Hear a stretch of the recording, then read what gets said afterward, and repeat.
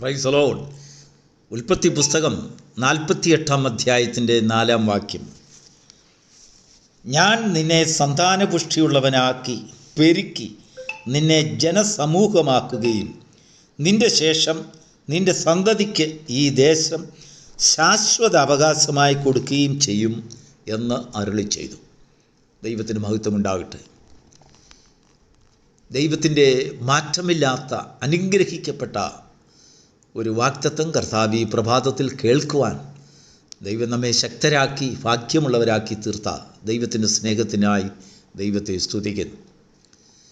Pentecost Messenger YouTube ചാനലിൽ കൂടെ ഈ പ്രഭാത സന്ദേശം കേൾക്കുന്ന എല്ലാ പ്രിയപ്പെട്ടവരെയും കർത്താവ് ധാരാളമായി അനുഗ്രഹിക്കുമാറാകട്ടെ. യാക്കോബ് താനും സുഖമില്ലാതെ വാർദ്ധക്യത്തിലായിരിക്കുമ്പോൾ ഒരു ഭൃത്യനെ പറഞ്ഞയച്ചു. യോസേഫിൻ്റെ അടുത്ത് ചെന്ന് പെട്ടെന്ന് വന്ന അപ്പച്ചനെ ഒന്ന് കാണാൻ പറയുക, പല കാര്യങ്ങൾ എനിക്ക് അവനോട് പറയാനുണ്ട് എന്ന് ഒരു സന്ദേശവുമായി യോസേഫിൻ്റെ അടുത്ത് ആളയച്ചു. ആ സന്ദേശം യോസേഫ് കേട്ട ഉടനെ പെട്ടെന്ന് 2 പുത്രന്മാരുമായിട്ട് താൻ ചാടി അപ്പൻ്റെ അടുത്ത് ഓടി വന്നു. നോക്കിയപ്പോൾ അപ്പൻ തീരെ സുഖമില്ല, അവസാന സമയമാണ്. യോസേഫിനെ കണ്ടപ്പോൾ വളരെ ബന്ധപ്പെട്ട് കട്ടിലിൽ എണീറ്റിരുന്ന് യാക്കോബ് യോസേഫിനോട് പറയുന്ന ഒരു കാര്യമാണ്, മോനെ, എനിക്ക് തീരെ സുഖമില്ല, ഏതാനും ദിവസങ്ങളോ അല്ലെങ്കിൽ മണിക്കൂറുകളോ മാത്രമേ എൻ്റെ മുൻപിലുള്ളൂ, പല കാര്യം എനിക്ക് നിന്നോട് പറയുവാനുണ്ട്. ഇതുവരെയും എൻ്റെ മനസ്സിൽ ഒതുക്കി വെച്ചിരുന്ന ഒരു കാര്യം നിന്നോട് എനിക്ക് അറിയിക്കുവാനുണ്ട്. എന്താണെന്നറിയാമോ? എൻ്റെ ചെറുപ്രായത്തിൽ, എൻ്റെ യൗവനപ്രായത്തിൽ ഉഴലുന്ന നായ്ക്കുട്ടിയെപ്പോലെ ഞാൻ ദേശം വിട്ട് എൻ്റെ അമ്മയുടെയും അപ്പൻ്റെയും ദേശം വിട്ട് ഓടി. ഞാനങ്ങ് പോയി. എൻ്റെ അമ്മാവൻ്റെ അടുത്ത് ഓടിയ ഓട്ടം, മരുഭൂമിയിൽ കൂടെയും കാട്ടിൽ കൂടെയും ഓടിയ ഓട്ടം, ഇത്ര പ്രാണവേദനയിലായ സങ്കടമായ ഒരു സമയം എനിക്കതുപോലെ വേറെ ഒരിക്കലും ഉണ്ടായിട്ടില്ല. പക്ഷെങ്കിൽ സർവശക്തിയുള്ള ദൈവം രാത്രിയുടെ യാമത്തിൽ എനിക്ക് പ്രത്യക്ഷനായി.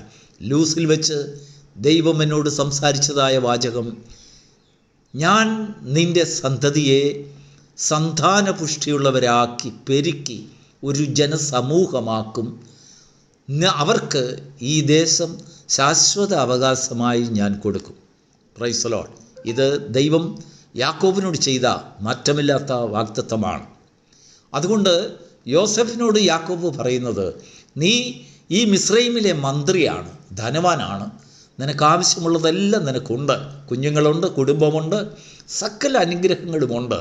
പക്ഷെങ്കിൽ ഇത് നിൻ്റെ യാത്രയുടെ അന്ത്യം അല്ല. Praise the Lord. ഈ ദേശം നിനക്ക് അവകാശമല്ല. നീ മിസ്രൈമിൽ നിനക്കൊരവകാശവുമില്ല. മന്ത്രിയായിരിക്കാം, നല്ലൊരടക്കമൊക്കെ നിനക്ക് ഇവിടെ കിട്ടിയേക്കും. പക്ഷെങ്കിൽ നിൻ്റെ അസ്ഥികൾക്ക് ഇവിടെ സ്ഥാനമില്ല. നീ മറ്റൊരു ദേശത്തിന് അവകാശിയായി തീരേണ്ടവനാണ്. ഈ യാത്ര ഇവിടെ അവസാനിക്കുന്നില്ല മോനെ.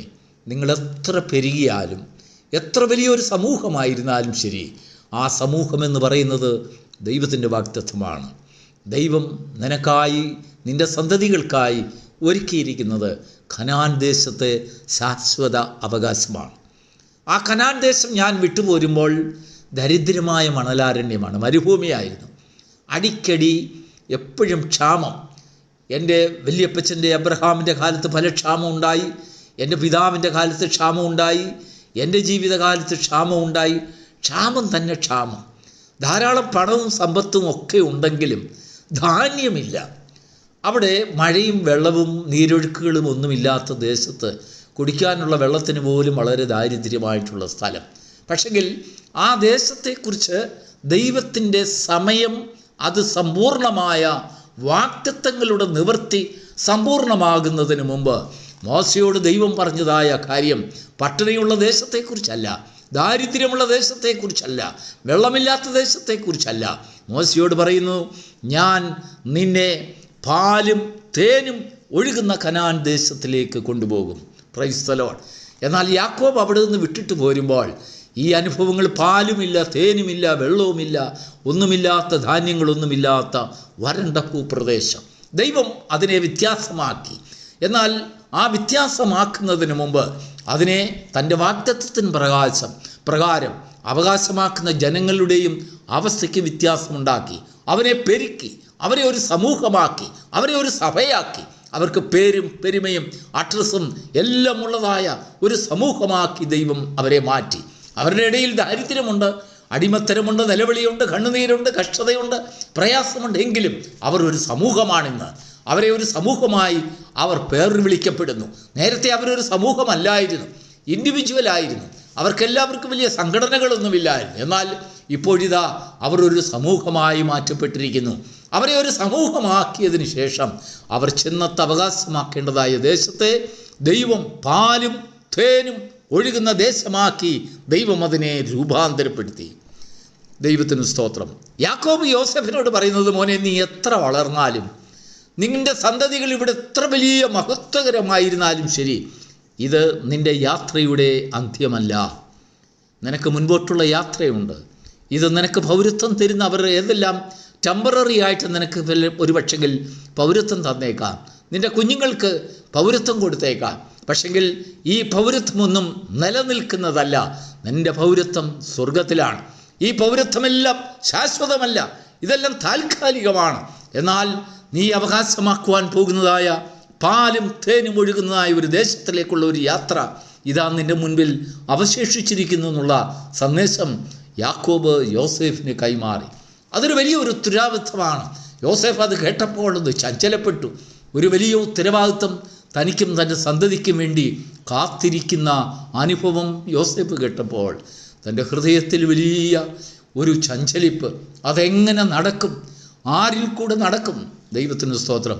ദൈവം നിന്നോട് പറഞ്ഞതാണെങ്കിൽ, നിൻ്റെ ചെറുപ്പകാലത്ത് ദൈവം നിന്നോട് ചെയ്ത വാഗ്ദത്തം എത്ര താമസിച്ചെന്നാലും കാലസമ്പൂർണത വരുമ്പോൾ നീ അവകാശമാക്കുന്ന പല വിഷയങ്ങളിലും ദൈവം രൂപാന്തരം വരുത്തും. നിൻ്റെ ജനത്തിന് രൂപാന്തരം വരുത്തും. നിൻ്റെ ജനത്തിൻ്റെ മനസ്സിനെ മാറ്റും. ജനത്തിൻ്റെ ഐഡിയയും അവരുടെ ആ മാനസിക അവസ്ഥയ്ക്കെല്ലാം വ്യത്യാസമുണ്ടാകും. ഉടയവനെക്കുറിച്ചുള്ളതായ ഒരു ചിന്ത അവരുടെ ഹൃദയത്തിൽ കൊണ്ടുവരും. അവരൊരു പ്രത്യേക ദൈവം സ്നേഹിക്കുന്ന ജനമെന്ന് അവർക്ക് മനസ്സിലാവും. സർവശക്തനായ ദൈവത്തിൻ്റെ മക്കളാണ് അവരെന്നുള്ളതായ ബോധം അവർക്കുണ്ടാകും. അവർ ചെന്ന് അവകാശമാക്കേണ്ടതായ രാജ്യത്തെക്കുറിച്ചുള്ളതായ ഒരു സമ്പൂർണമായ വിവരം ദൈവം അവർക്ക് കൊടുക്കും. പാലും തേനും ഒഴുകുന്ന ദേശം, ഒരു കാലത്ത് പട്ടിണിയുടെ ദേശമായി, ദാരിദ്ര്യത്തിൻ്റെ ദേശമായി ദൈവം അതിനെ രൂപാന്തരപ്പെടുത്തി മാറ്റി ഇതാ ഒരു പൂർണ്ണ പുതിയ രൂപം കൊണ്ടുവന്നു. ദൈവത്തിന് സ്തോത്രം. അവരധ്വാനിച്ചിട്ടില്ലാത്ത അനേക നന്മകളിലേക്ക് അവരെ കൊണ്ടെത്തിക്കുവാൻ ദൈവത്തിൻ്റെ പ്രസാദമായപ്പോൾ സമൂലമായ മാറ്റം ദൈവം കൊണ്ടുവന്നു. ഇത് തന്നെയാണ് ദൈവം നമ്മുടെയും ജീവിതത്തിൽ ചെയ്യുന്നത്. നാം വിചാരിക്കും ചില നന്മകളൊക്കെ കാണുമ്പോൾ നമ്മുടെ യാത്രയുടെ അന്ത്യമാണ്, നാം അവിടെ തന്നെ അവസാനിക്കേണ്ടവരാണെന്നൊക്കെ നമ്മൾ ചിന്തിച്ചേക്കും. എന്നാൽ യാക്കോബ് ഒരു പ്രത്യേക സന്ദേശം യോസേഫിന് കൊടുക്കുകയാണ്. മോനെ യോസേഫ്, നീ എത്ര വലിയ പ്രസിഡൻ്റ് ആയിരുന്നാലും ശരി, ഇത് നിനക്ക് ശാശ്വതമല്ല. ഒരു ദിവസം one day you have A further journey. Praise the Lord. ഒരു ദിവസം നിനക്കിത് യാത്ര നിനക്ക് പുറപ്പെടേണ്ടതായിട്ടുണ്ട്. ഇത് നിനക്ക് ശാശ്വതമല്ല. നീ കഴിക്കുന്നതായ അല്ലെങ്കിൽ നീ ചരിക്കുന്നതായ ഈ ദേശവും ഈ വാഹനവും ഈ രഥങ്ങളും ഒന്നും ഇതെല്ലാം വിട്ടിട്ട് നീ ഒരു ദിവസം പോകേണ്ടി വരും. നിന്റെ സന്തതി പോകേണ്ടി വരും. കാരണം വാഗ്ദത്തം നിന്റെ മേളിൽ കിടക്കുന്നു. ദൈവം അത് നിറവേറ്റുക തന്നെ ചെയ്യും. നീ പോകത്തില്ല എന്ന് പറഞ്ഞാലും ദൈവം കൊണ്ടുപോകും. ദൈവത്തിൻ്റെ വാഗ്ദത്തമല്ലേ, ദൈവം അരുളി ചെയ്തതല്ലേ. അതേത് തലമുറകൾ കഴിഞ്ഞിരുന്നാലും ശരി, അത് ആ സമയത്ത് അതിൻ്റെ കാലസമ്പൂർണതയിൽ ദൈവം അത് യാഥാർത്ഥ്യമാക്കും. Praise the Lord. യൗവനത്തിൽ കർത്താവ് നമ്മെ എത്ര കഠിനമായ പാതകളിൽ കൂടെ നടത്തി. യാക്കോബിനോട് ഫറവോൻ ചോദിച്ചു, എത്ര വയസ്സായി അപ്പച്ച എന്ന് ചോദിച്ചപ്പോൾ, എൻ്റെ പരദേശ പ്രയാണത്തിൻ്റെ കാലം 130 സംവത്സരം. കഷ്ടവും ദാരിദ്ര്യവും പ്രയാസവും ദുഃഖവും സങ്കടവും ആവലാതിയും കണ്ണുനീരും ക്ഷീണവും രോഗങ്ങളും പല ദുരിതങ്ങളും നിറഞ്ഞതാണ്. പക്ഷെങ്കിൽ യാക്കോബ് അതിൻ്റെ അങ്ങേപ്പുറത്ത് വേറൊരു പ്രത്യാശയുള്ളവനാക്കി തീർത്തു യാക്കോബിനെ. യാക്കോബ് ആ പ്രത്യാശയോടെ മക്കളോട് പറയാണ്, ഞാൻ മരിക്കുമ്പോൾ എൻ്റെ അസ്ഥി ഇവിടെ അടക്കം ചെയ്യരുത്, കനാൻ ദേശത്ത് കൊണ്ട് അടക്കണം. കാരണം ഒരു വാഗ്ദത്തം എൻ്റെ മേളിൽ കിടക്കുന്നു, എൻ്റെ കുഞ്ഞുങ്ങളിൽ മേൽ കിടക്കുന്നു. അതിൻ്റെ യാഥാർത്ഥ്യത്തിൻ്റെ ഗൗരവം യോസേഫ് കേട്ട് മനസ്സിലാക്കി. യോസേഫ് ഉൾക്കൊണ്ടു, തൻ്റെ കുഞ്ഞുങ്ങളെ പറഞ്ഞ് മനസ്സിലാക്കി. നോക്കൂ, നിങ്ങൾ ഈ ദേശക്കാരാണ്, നിങ്ങൾ ഈ ദേശത്തുള്ളവരാണ്, ഇവിടെ ജനിച്ചു വളർന്ന് ഇവിടെ പഠിച്ചവരാണ്, ഇവിടുത്തെ വിദ്യകളെല്ലാം നിങ്ങൾക്കറിയാമെങ്കിലും നാം ഈ ദേശക്കാരല്ല. നമ്മുടെ സന്താനങ്ങളോട് നമ്മൾ പറഞ്ഞു കൊടുക്കേണ്ടതായ ഒരു ഉത്തരവാദിത്വം കൂടെ ദൈവത്തിൻ്റെ ആത്മാവ് ഈ പ്രഭാതത്തിൽ നമ്മെ ധരിപ്പിക്കുകയാണ്. എന്താണെന്നറിയാമോ മക്കളെ? നമ്മൾ ഈ ദേശത്തിനുള്ളവരല്ല. Praise the Lord. നമ്മൾ ഈ രാജ്യത്തിനുള്ളവരല്ല. നമ്മുടെ പൗരത്വം ഇവിടെയല്ല. നമ്മുടെ പൗരത്വം സ്വർഗത്തിലാണ്. ആ സ്വർഗത്തിൽ നിന്ന് നമ്മോട് വാഗ്ദത്തം ചെയ്ത ഒരുവനുണ്ട്. ഞാൻ പോയതുപോലെ തിരികെ വരും, അവൻ തിരികെ വരുമ്പോൾ നമുക്ക് പോകേണ്ടതായിട്ടുണ്ട് എന്നുള്ളതായ ഒരു സന്ദേശം നമ്മുടെ തലമുറകൾക്ക് നമ്മൾ കൈമാറണം.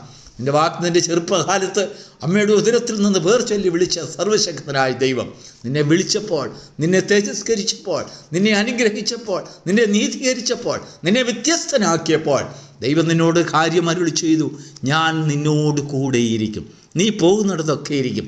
നിനക്ക് പണം തരുവാൻ മാത്രമല്ല, സമ്പത്ത് തരുവാൻ മാത്രമല്ല, ആടുമാടുകൾ തരുവാൻ മാത്രമല്ല, നീ ചോദിച്ചതെല്ലാം തരുവാൻ മാത്രമല്ല, ശത്രുക്കളിൽ നിന്നുള്ളതായ അഭയം നിനക്ക് തരുവാൻ മാത്രമല്ല, എന്നാൽ ചില ദേശത്തെ ശാശ്വതമാക്കി നിന്നെ കൊണ്ടൊരു ജാതിയാക്കി ദൈവത്തിന് വയ്ക്കേണ്ടത് ഒരാവശ്യം.